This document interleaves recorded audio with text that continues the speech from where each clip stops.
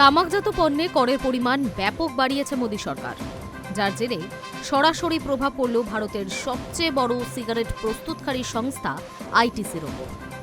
শুক্রবার 4% বেশি পতনের পাশাপাশি গত দুদিনে 13% পড়েছে আইটিসির শেয়ারের দাম।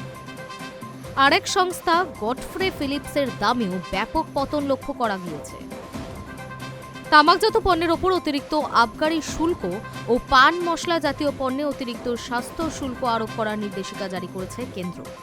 আগামী 1 ফেব্রুয়ারি থেকে কার্যকর হচ্ছে নয়া নীতি।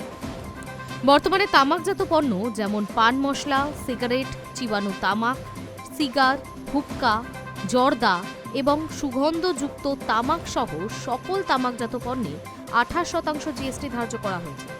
এর ওপর বিভিন্ন হারে ক্ষতিপূরণ সেসও আরোপ করা হবে। নয়া কর নীতিতে 1 ফেব্রুয়ারি থেকে এই জিএসটির হার 40% হবে। এর সঙ্গে যুক্ত হবে অতিরিক্ত আবগারি শুল্ক এবং ক্ষতিপূরণ সেস। কেন্দ্রের এই ঘোষণার পরই দেশের সবচেয়ে বড় সিগারেট প্রস্তুতকারী সংস্থা আইটিসির শেয়ারে নেমেছে ধস। এই ঘোষণার পরই আইটিসির শেয়ার বিক্রি করে দেওয়ার ধুম পড়েছে। গত দুদিনে 13% পতন লক্ষ্য করা হয়েছে এই শেয়ারে। বর্তমানে শেয়ারটির বাজার মূল্য চলছে 349.30 টাকা। একইভাবে গত দুদিনে ব্যাপক পতন দেখা গিয়েছে আর এক সিগারেট প্রস্তুতকারী সংস্থা গডফ্রে ফিলিপসের শেয়ারে। গত দুদিনে প্রায় 20% পড়েছে এই সংস্থার শেয়ার। বর্তমানে এর বাজার মূল্য 2262.70 টাকা।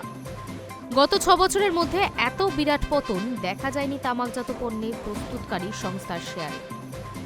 উল্লেখ্য, ভারতে 25,30,00,000-এরও বেশি মানুষ তামাক ব্যবহার করেন, যা বিশ্বের মধ্যে দ্বিতীয় বৃহত্তম জনসংখ্যা।